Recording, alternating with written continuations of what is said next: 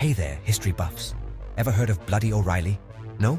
Well, buckle up because today we're diving into one of the darkest chapters of Spanish colonial Louisiana. Our story begins in the mid-1700s, right after the French and Indian War. Louisiana was handed over to the Spanish and things were, let's say, a bit chaotic. Enter Alejandro O'Reilly, the man who would go down in history with the rather grim nickname Bloody O'Reilly. O'Reilly was an Irishman serving in the Spanish army. In 1769, he was sent to New Orleans to restore Spanish control, and boy did he. O'Reilly arrived with a fleet of ships and 1,000 soldiers, ready to put an end to any rebellion. He wasted no time. Almost immediately, O'Reilly put on trial the leaders of the Creole Revolution who had resisted Spanish rule.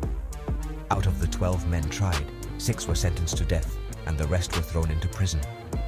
This swift and brutal action earned him the nickname Bloody O'Reilly. Imagine the fear and tension in the streets of New Orleans back then. But here's the twist. O'Reilly wasn't just a ruthless enforcer. He was also an effective reformer.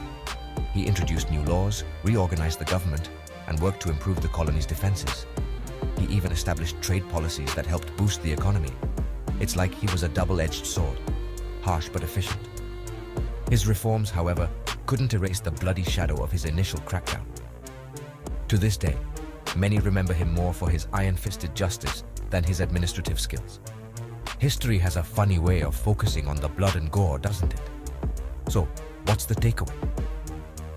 Alejandro Bloody O'Reilly was a complex figure, a man who brought order through fear but also laid down the foundation for a more stable Spanish Louisiana.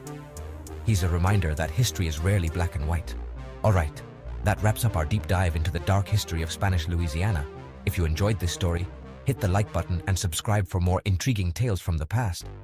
Until next time, stay curious.